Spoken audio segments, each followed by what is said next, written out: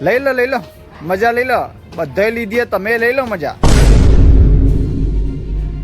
તો મિત્રો આ વાયરલ વિડીયો પાછળનું જે સત્ય છે આજે હું તમને જણાવવાનું છું, તો વિડીયો છેલ્લે સુધી જોઈ લેજો। તો મિત્રો આ વિડીયોમાં જે દેખાતી બેનનું નામ છે સિંગર શિલ્પાબેન, જેમને અત્યારે એટલે કે લેટેસ્ટમાં એમને ઇન્સ્ટાગ્રામ આઈડી ઉપર 23,000 ફોલોઅર્સ કમ્પ્લીટ કર્યા છે। મિત્રો 23,000 લોકોએ એમને સપોર્ટ કર્યો છે। અને મિત્રો એ સ્ટાર્ટિંગથી જ આવા સિંગરના સોંગ નતો ગાતા, પણ જ્યારે એમના અત્યારે 1-2 વિડીયો સરસ વાયરલ થયા પછી એમને ધીમે કરીને વિડીયો બનાવતા ગયા, સિંગિંગ કરતા ગયા, અને અત્યારે એમનો એક વિડીયો અત્યારે સોશિયલ મીડિયા પર ખૂબ જ વાયરલ થયો છે અને લાખો કરોડોમાં પબ્લિક એમના વિડીયો જોઈ રહે છે। અને મિત્રો અત્યારે ઘણા બધા લોકો એમ કહે છે કે બેન પાટણના સાઈડના છે, કારણ કે સૌથી વધારે વિડીયો એમના પાટણ સાઈડથી આવે છે। મિત્રો આટલી બધી પોપ્યુલારિટી કે આટલા વિડીયો વાયરલ થતા લોકો મને એ વાત નથી ખબર પડતી કે લોકોને બરે છે શેની એમ, કારણ કે લોકો આટલી બધી મહેનત કરે છે, પોતાની આઈડેન્ટિટી બનાવવાનો પ્રયત્ન કરે છે, પોતાની ઓળખ બનાવવાનો પ્રયત્ન કરે છે। ના બેન, એવું તો કોઈ ખરાબ વસ્તુ એ નથી ગાયું, છતાંય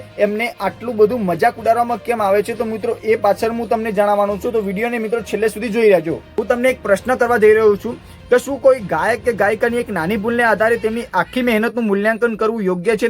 સ્ટેજ ઉપર ઊભા રહીને હજારો લોકો સામે ગીત ગાવું સહેલું નથી। ઘણા લોકોને તો 2 શબ્દ બોલવામાં પણ ડર લાગે છે। સ્ટેજ પર ગાતા ક્યારેક અવાજ બેસી જાય છે, સુરમાં થોડો ફેર પડી જાય છે, અથવા શબ્દોમાં ભૂલ થઈ જાય છે। આ માનવી બાબત છે કે આ તો સમજવાની બાબત છે કે ભૂલ તો થાય જ, માણસને તો માણસ અવતારમાં ભૂલ તો થાય જ। પણ આજના સોશિયલ મીડિયામાં ઘણીવાર એક નાની ક્લિપ વાયરલ થઈ જાય છે, પરંતુ તેના પાછળની વર્ષોની મહેનત, પ્રેક્ટિસ અને કલાકારની લોકો સુધી પહોંચતી જ નથી। એટલે મિત્રો આપણે કોઈ કલાકારની મજાક ઉડાડતા પહેલા એ વિચારવું જોઈએ કે તેમને અહીં સુધી પહોંચવા માટે કેટલી મહેનત કરી હશે। કોઈની એક ભૂલને લઈને સતત સ્ટ્રોલ કરવાને બદલે જો આપણે તેની પ્રતિભાને પ્રોત્સાહન આપીએ તો કદાચ તેઓ આવતીકાલે વધુ સારું કામ કરી શકે છે।